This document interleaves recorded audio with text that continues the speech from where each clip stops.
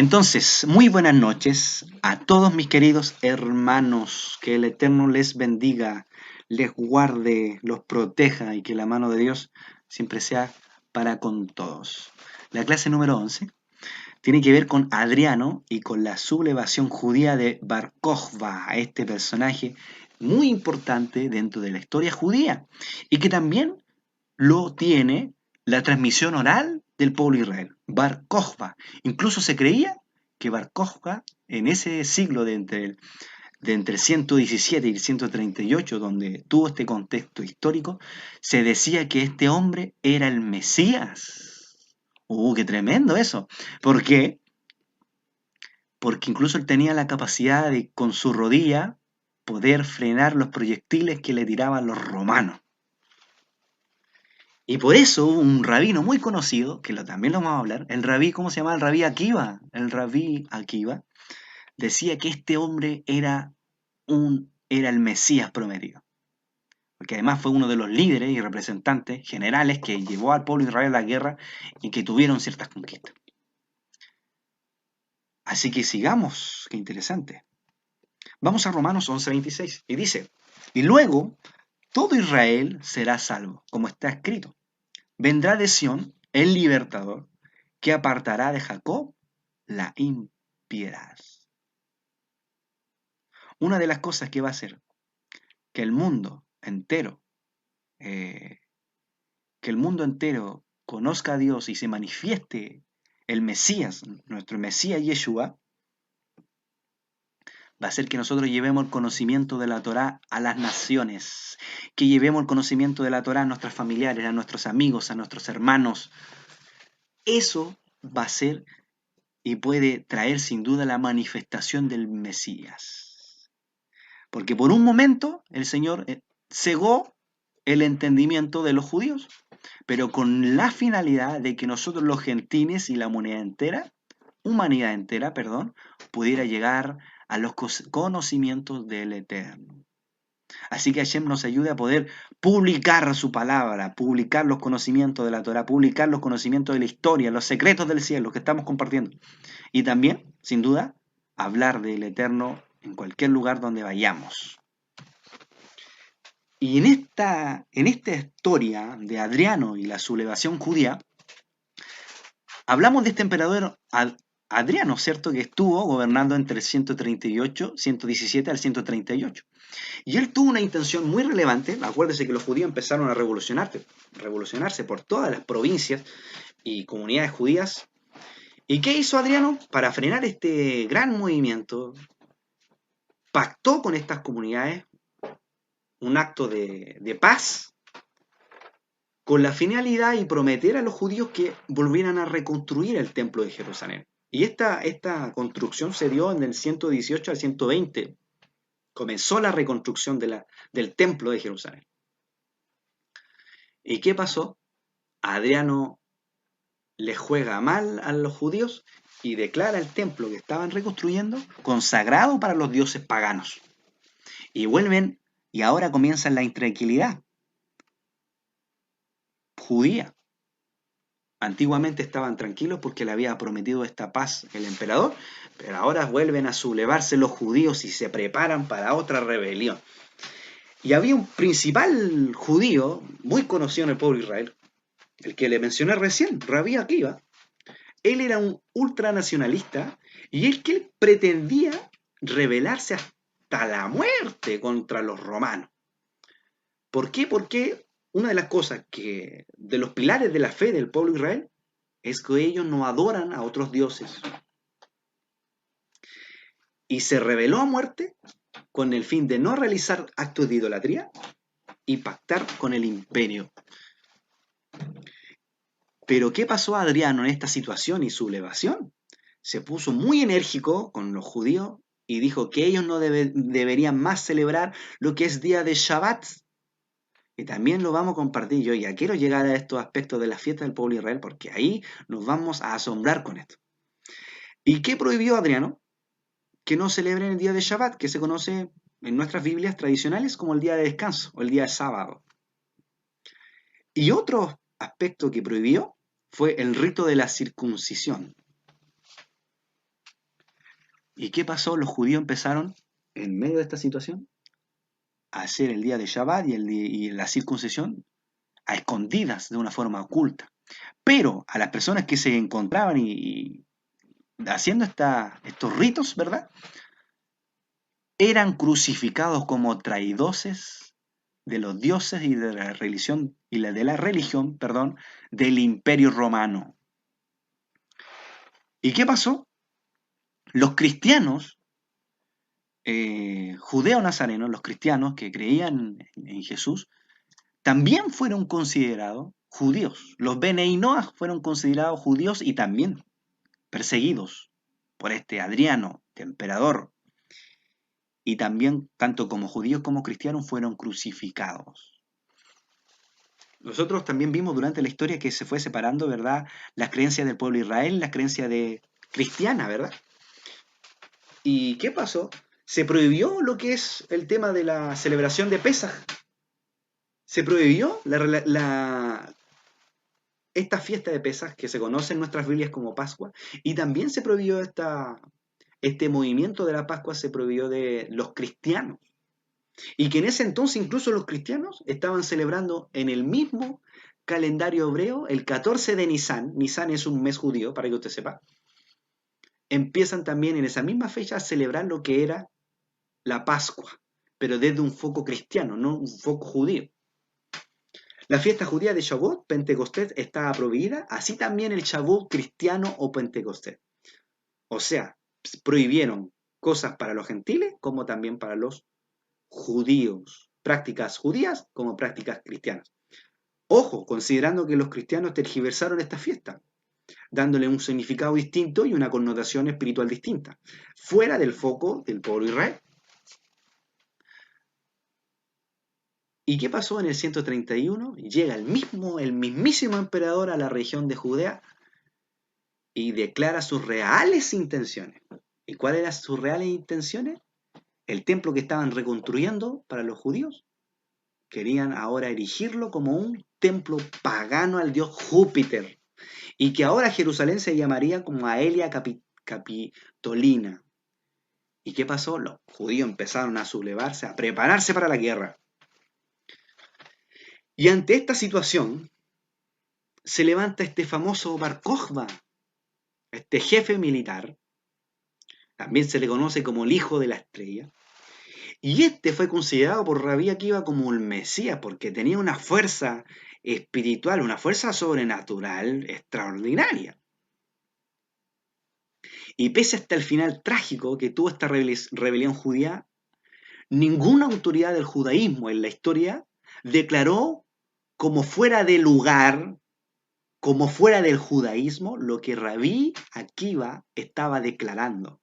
Esta declaración mesiánica de Bar Kokhba.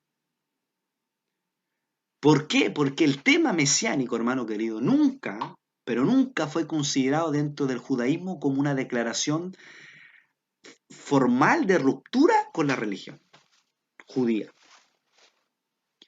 Y en el año 132, los judíos se levantaron armados al mando de Bar Kokhba, este hombre fuerte. Y nuevamente Jerusalén se declara independiente de los romanos. Grupos judíos armados aparecen por todo el territorio, por todas las comunidades judías de ese siglo. Y cientos judíos de la dispersión, cientos de judíos se empiezan a sumar a este ejército de Israel.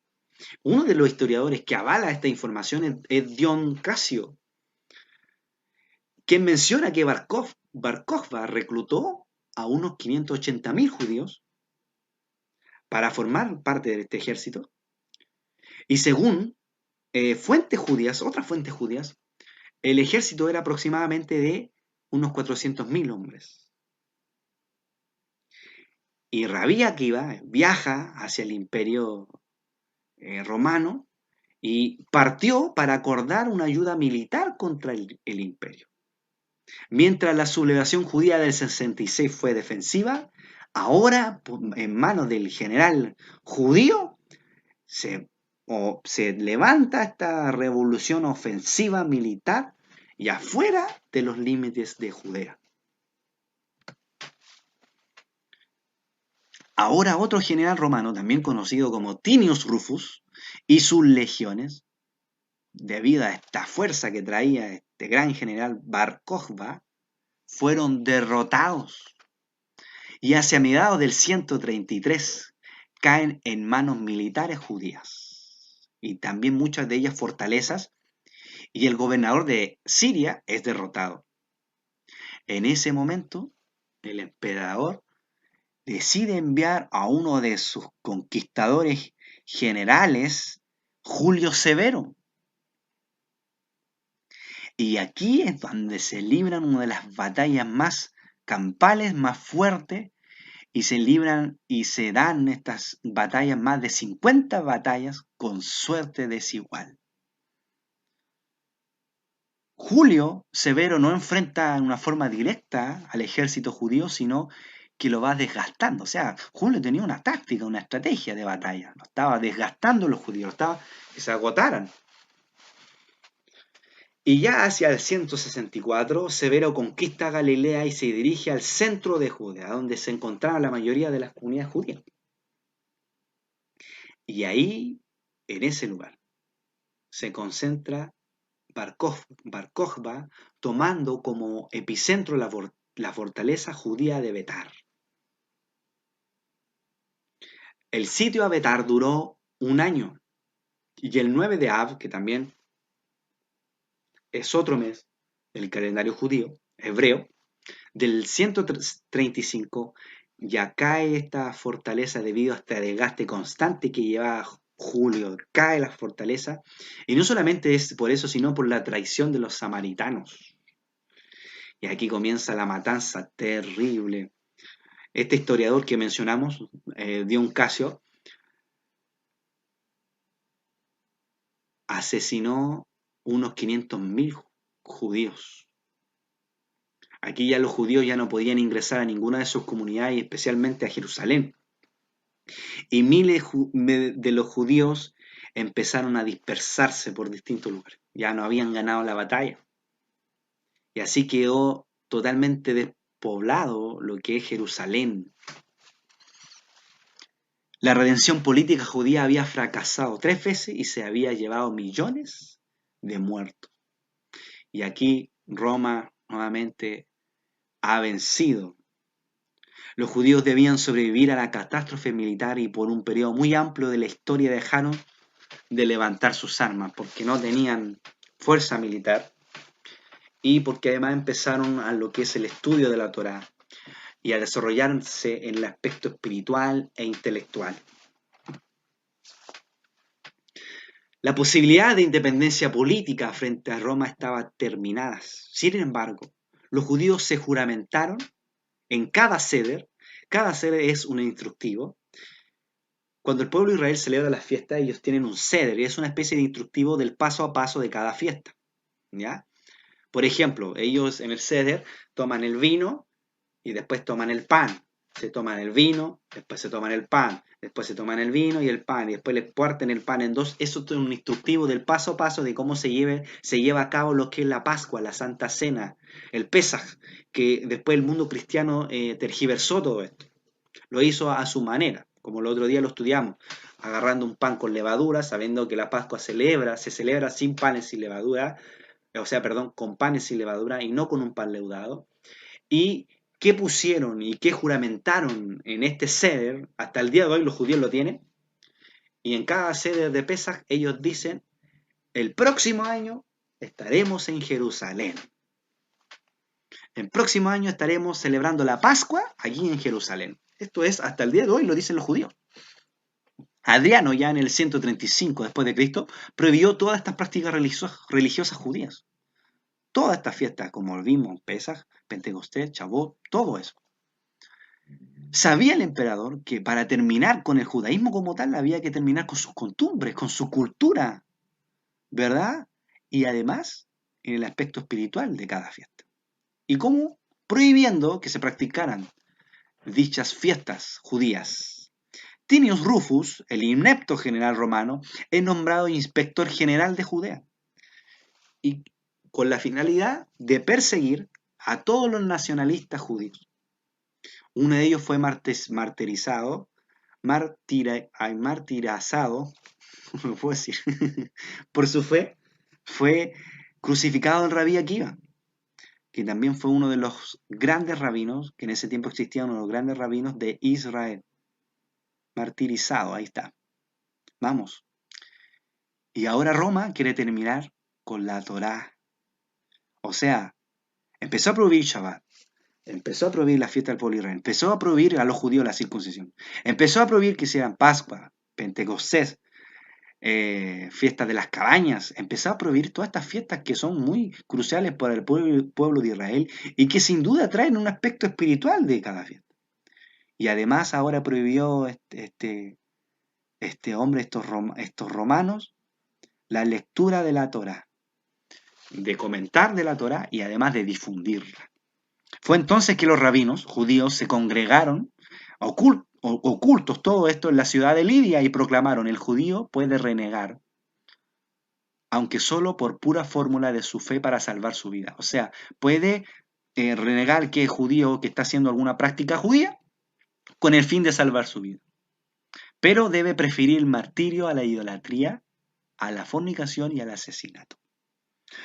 Y ahora los judíos, así como los judíos estaban siendo, perseguidos, los cristianos también.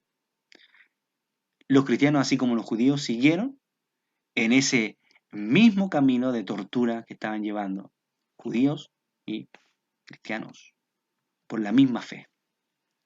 ¿Y qué pasa ahora? Adriano muere en el 138 después de Cristo y empieza a gobernar Antonio Pío.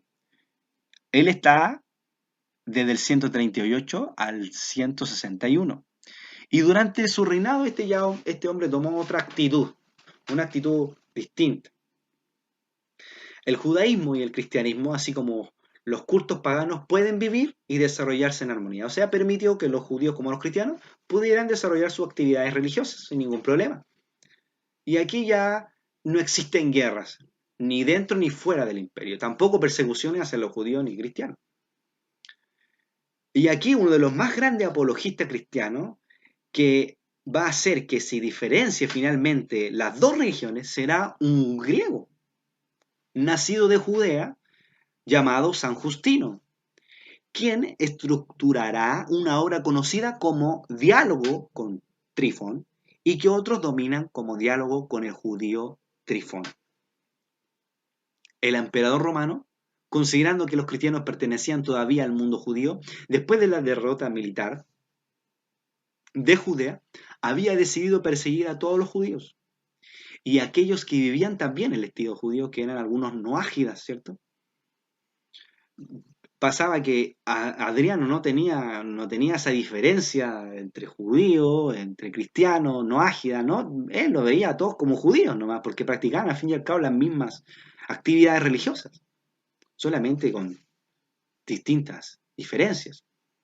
Entonces, en dicha época, el jefe de los judeos nazarenos cristianos de la ciudad de Roma, el octavo papa, este título, ojo, aquí un dato relevante, el título de papa es un título histórico y que es venido de la Iglesia Católica romana.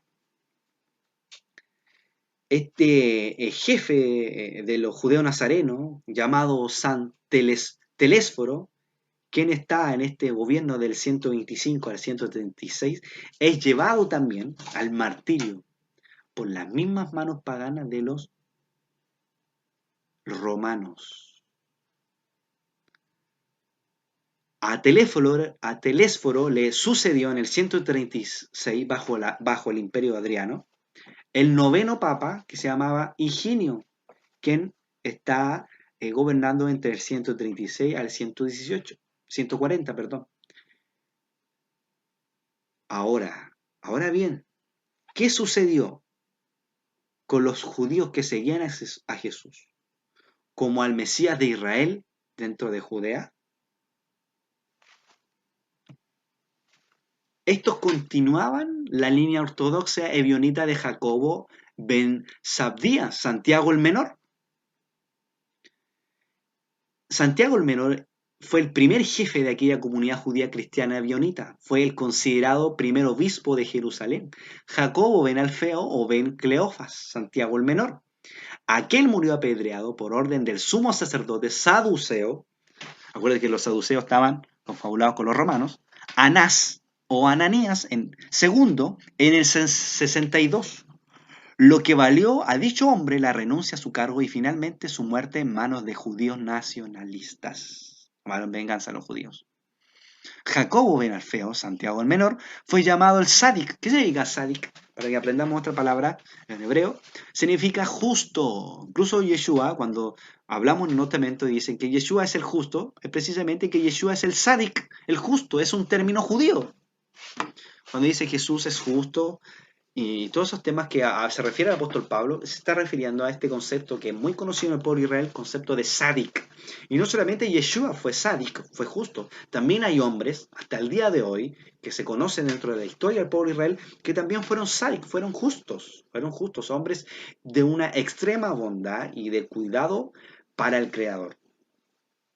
La lucha ahora contra los saduceos en el poder político apoyados sabemos, por Roma, se hacía insostenible. Y vimos cómo los judíos en Jerusalén creían en la calidad mesiánica de Jesús de Nazaret. O sea, habían judíos que creían que Jesús fue el Mesías. Uno de ellos, el apóstol Pablo, y distintos discípulos de Jesús que fueron judíos, 100% judíos. Ahora se refugia en la ciudad de Pella, en la religión de Transjordania. Esta creencia mesiánica de Jesús de Nazaret se refugia en esta región. El judío Simón es proclamado como el segundo obispo de Jerusalén.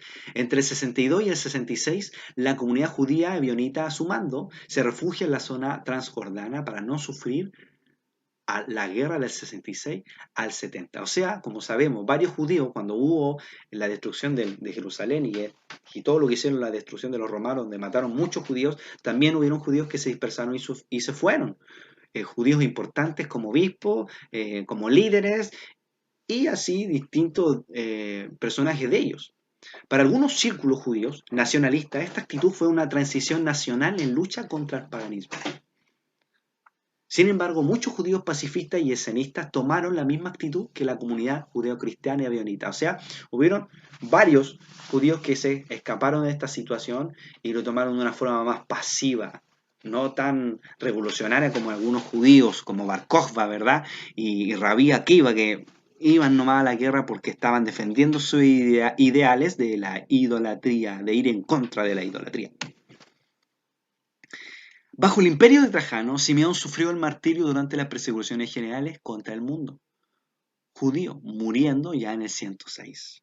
Entre el 106, aproximadamente el 138 al 140, se sucedieron en la jefatura del grupo de judíos nazarenos ebionitas, los llamados primeros obispos de Jerusalén. Todos ellos, como dice el primer historiador de la iglesia, Eusebio de Cesarea, provenientes del pueblo incircunciso, el judío Justo, tercer obispo de Jerusalén, el judío Zaqueo, cuarto obispo de Jerusalén, el judío Tobías, quinto obispo de Jerusalén, el judío Benjamín, sexto obispo, el judío Johanán o Juan, séptimo obispo, el judío Matías, octavo obispo, el judío Felipe, noveno obispo, el judío Seneca, décimo obispo, el judío Justo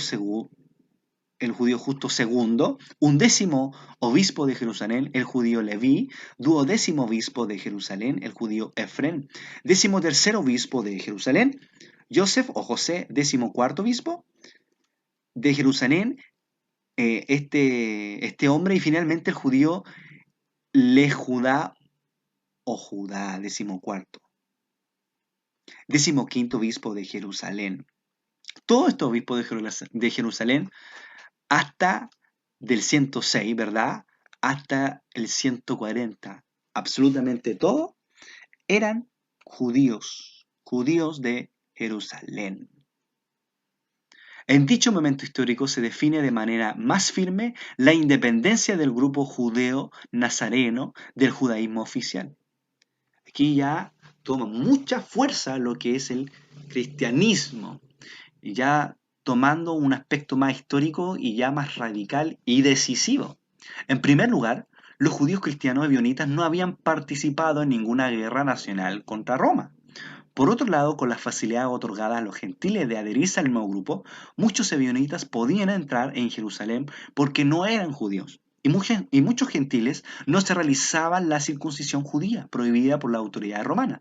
Sin estos rituales, el movimiento judeo-cristiano avanzó con mayor fuerza. O sea, ya que se prohibieron ciertas prácticas judías, aquí es donde toma fuerza el movimiento judeo-cristiano, los cristianos, para realmente separarse de los judíos.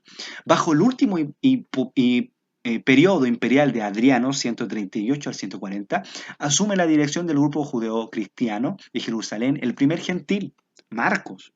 Y de allí en más, no vemos a ningún judío ocupar el cargo de obispo, que quiere decir obispo juez de Jerusalén. Por lo tanto, podemos afirmar que todos los obispos de Jerusalén desde la muerte de Jesús, desde el 33, en el 33, perdón, hasta el 140, todos, absolutamente todos los líderes y obispos eran judíos. Y que la división entre el judaísmo oficial y el judeocristianismo se realiza de una forma más clara entre el 140 al 199. Aquí tenemos